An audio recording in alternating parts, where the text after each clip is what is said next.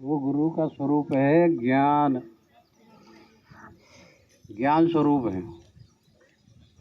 सतगुरु मिलेंगे, सतगुरु ने कहते हैं जिन्हें सत्य का बोध है। सत्य क्या है? परमात्मा, आत्मा, और वो ज्ञान स्वरूप है। इसलिए परमात्मा ही गुरु रूप से धरती पे आते हैं, पृथ्वी पे हम लोगों को ज्ञान देते हैं। और गुरु परंपरा हमारे देश में चल रही।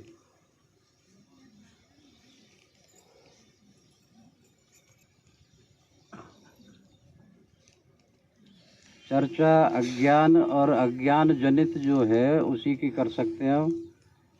सत्य की चर्चा कर नहीं सकते, सत्य का बोध होता है।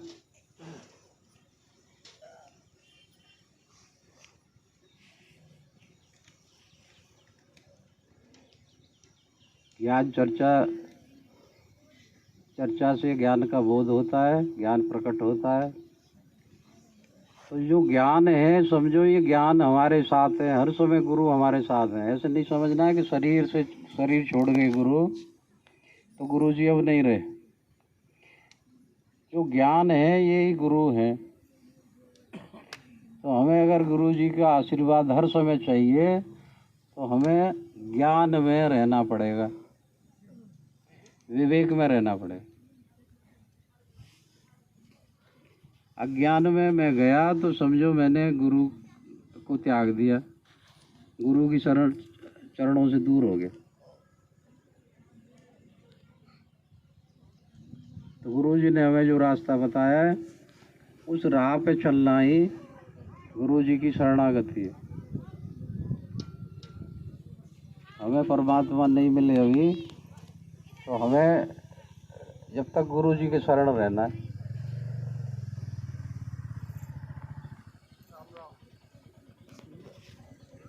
ये शरीर गुरु नहीं है। गुरु तत्व किसी घट में प्रकट हो गए, परमात्मा प्रकट हो गए। इसलिए उस घट को भी प्रणाम है, उसकी इज्जत है। उनके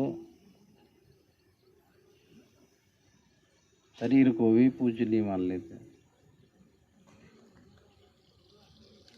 और जिस घट में ज्ञान प्रकट नहीं हो रहा है वो तो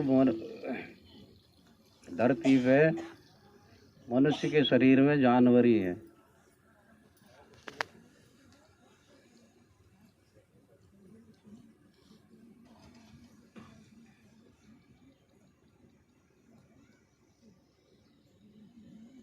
तो पहले हमें चाहिए कि हमारा अज्ञान मिटे, अज्ञान से मुक्ति मिले।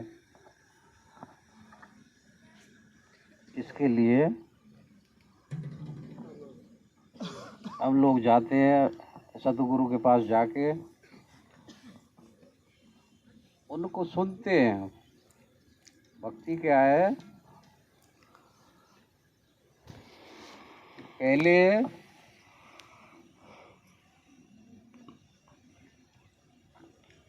किसी संत का संग करो,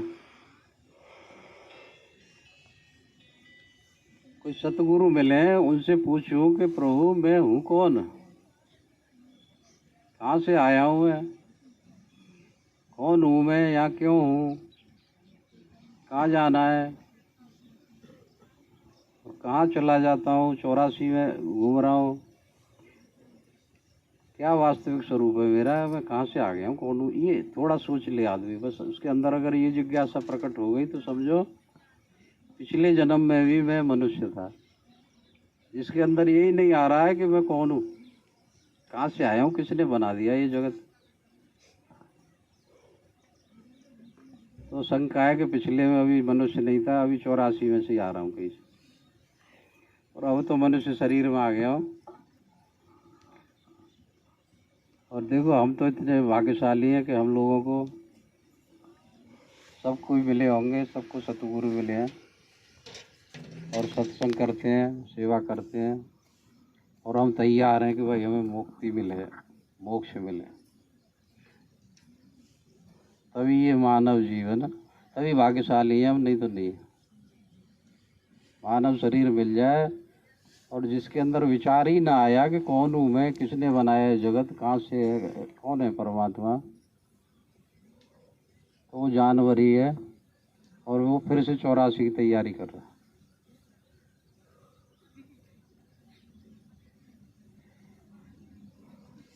तो सतगुरु के पास जाके क्या करना है,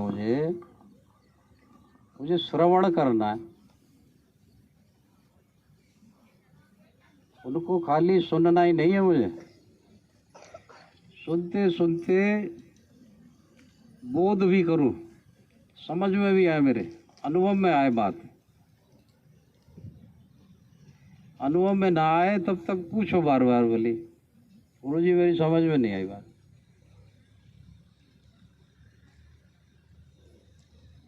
नजदीक न पहुंच रहे हो तो खूब सेवा करो, उनके नजदीक पहुंचो। अगर जिज्ञासा है तो गुरुजन वो जान लेते हैं कि इसके अंदर जिज्ञासा है, ये तड़प रहा है, तो उस पर वो अति कृपा कर देते हैं। तो श्रवण करना है हमें। श्रवण का मतलब सुनते सुनते बोध करना। जो भी सुन रहा हूं मैं वो मेरी समझ में आ जाए, बैठ जाए, अनुभव में आ जाए, ये श्रवण है। उस पर फिर मैं अकेले में मनन कर रहा हूँ। मुझे मनन करना है कि क्या आज मैंने सुना, क्या चर्चा हुई। तो श्रवण मनन में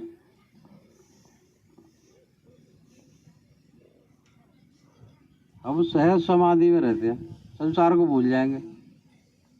जब श्रवण करेंगे उस समय हमें संसार याद नहीं आएगा। मनन करेंगे जब संसार याद नहीं आएगा। इसलिए सत्संग बहुत जरूरी है। दिन में जैसे हम खाना खाते हैं दोनों टाइम जरूरी है, ऐसे शुरुआत में कम से कम सुबह शाम हम सत्संग करें। जो भी 2 सत्संग की मिल जाए, नहीं है अकेला हूँ तो मनन करो। और फिर निधिध्यासन करना, सुमिरन करना, ध्यान करना। जब स्वरूप बोध हो जाए, गुरुजी तरीका बता दें कि इस तरह से भजन ध्यान करो,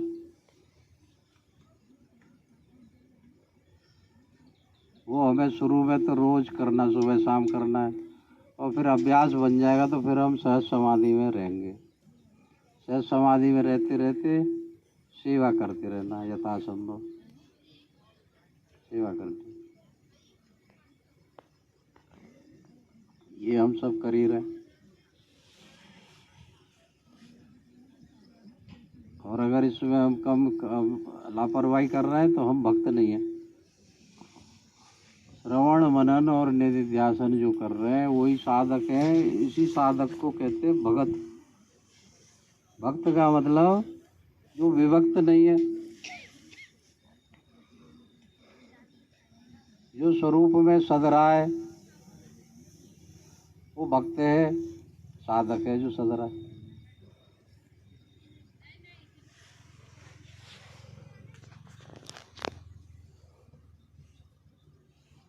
तो इसमें थोड़ी सी हम प्रकाश डालते हैं सब कि फिर स्वरूप क्या है मेरा।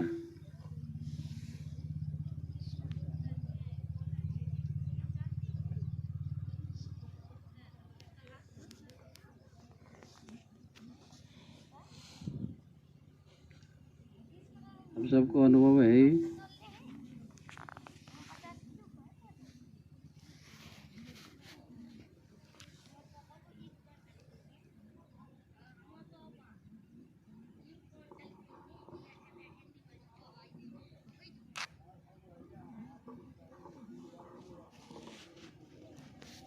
वो कहते हैं कोई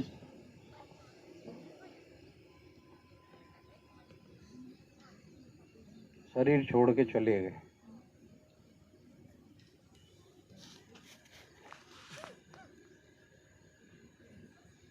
तो शरीर तो हमारे पास रहता है, शरीर से हमारे संबंध है।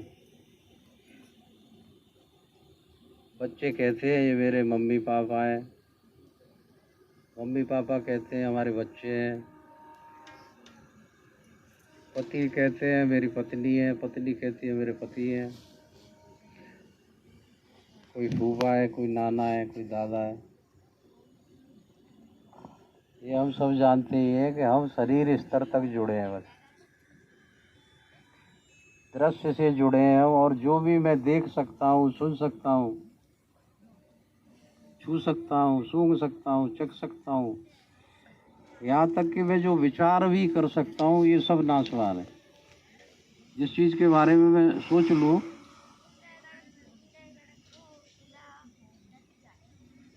इसको मैं देख रहा हूँ, ये सब जड़ है, ये सब माया है। और जड़ से हमने संबंध बना रखे हैं, ये अज्ञान है। जीव इतना विचार है कि हमने शरीर स्तर पर संबंध जोड़ रखे हैं। तो शरीर स्तर पर कोई मिलता है तो हमें बड़ा आनंद होता है कि भाई बच्चा पैदा हो गया, बेटी बेटा पैदा हो गया, शादी हो गई, पति मिल गया, पत्नी मिल गई, रिश्तेदार मिल गए। इसमें हमें बड़ा आनंद मिलता है, सुख मिलता है। लेकिन संयोग है, ये जड़ है, इसका वियोग होगा। और जब उसका वियोग होता है तो हम बड़े दुखी होते हैं। मर गए दादा, मर गए पापा, मर गए बेटा, मर गया बेटी, मर गई। इस अज्ञान में फंसे हैं।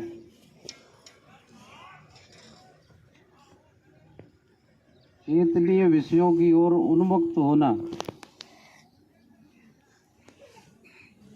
ऐसे समझे कि जो भी दृश्य पदार्थ हैं, शरीर और ये जगत, इससे जो बंधन है मेरा, ये अज्ञान है। इससे जो रिश्ता है मेरा, ये अज्ञान है। क्या करे भाई, गृहस्थी है।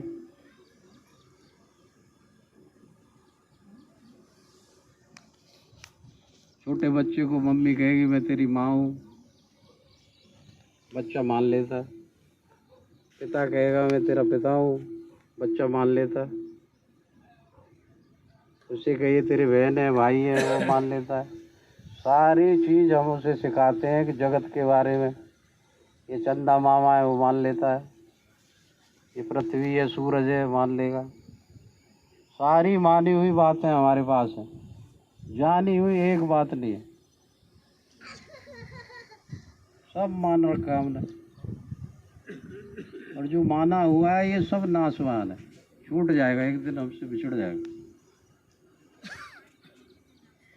या तो मैं छोड़ के जाऊंगा या मुझे कोई छोड़ के जाएगा।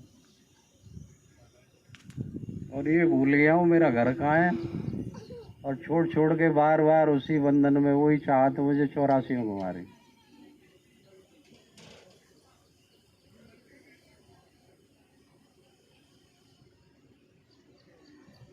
और जीव बेचारा 84 के बंधन में पड़ा है,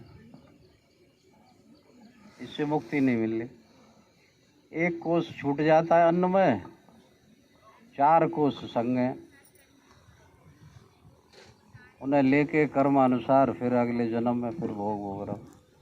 84 में इतने मजबूर हैं हम। तो एक दिन एक बच्चे ने कही कि मैं नहीं चाहता था यहाँ आना जगत में, कौन है जिसने मुझे भेज दिया। वैसे तो अच्छी बात है, बच्चा सोच रहा है इसको। 18-20 साल का बच्चा था। इसका मतलब हम किसी के गुलाम हैं और हम मजबूर हैं सुख दुख भोगने को।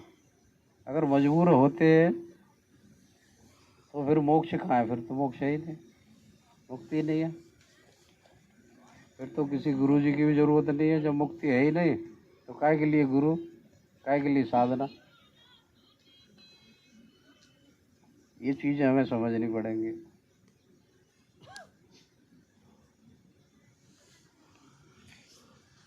अज्ञान के हम बस में हैं। इसी को माया कह के कई गुरु लोग जो कच्चे हैं वो डराते हैं कि माया से किसी की पार नहीं पड़ती भाई, अज्ञान नहीं छूटता भाई।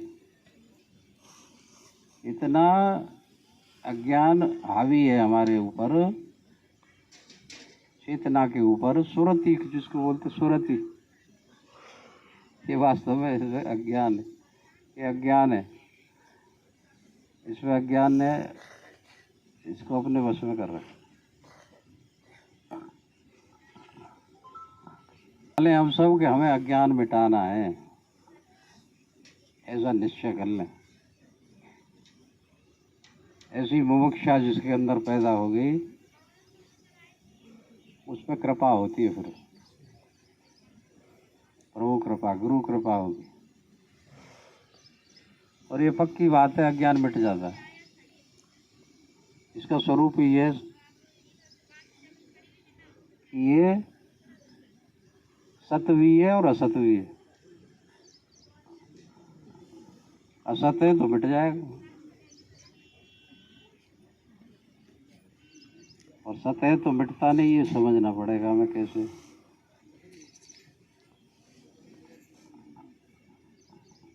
उजाले में हम जा रहे हैं कहीं और रस्सी पड़ी है, तो हमें वो रस्सी लगेगी, कोई भय नहीं। और अंधेरा हो गया थोड़ा, वो रस्सी हमें सर्प प्रतीत होगी। तो किसको हुआ ये अज्ञान? रस्सी किसको रस्सी लग रही है? मुझे।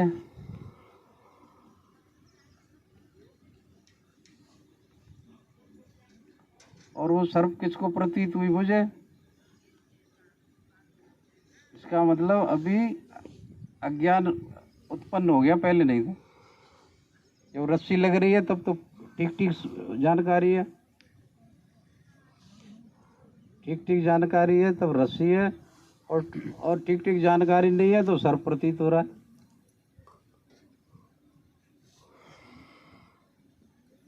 लेकिन वहाँ प्रकाश करो, टॉर्च लगाओ, तो सर्प गायब। सर्प कभी रस्सी में पैदा हो ही नहीं सकता।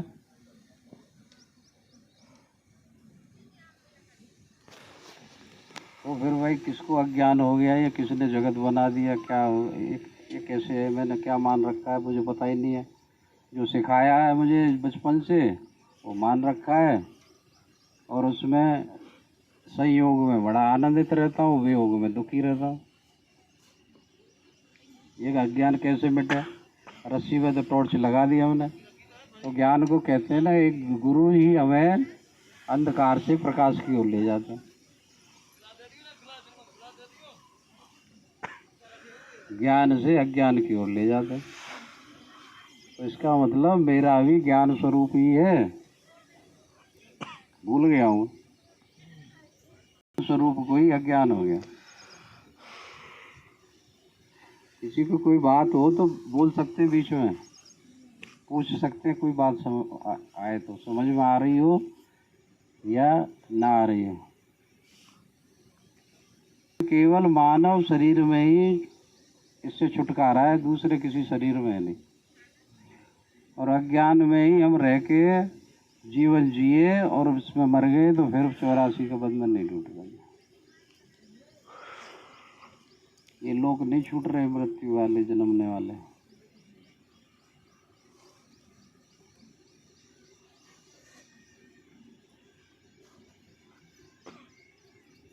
इस तरह के संबंधों से हमें ऊपर उठना है।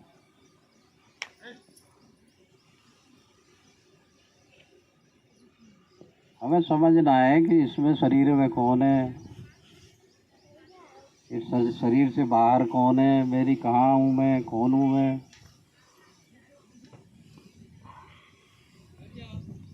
ये सबको अनुभव होगा, हम सबको होगा। उस अनुभव में ही रहना है, आत्म अनुभव में रहना है, और सेवा और सुमिरन करना। सत्संग करो, सेवा करनी है हमें, और सुमिरन करना है।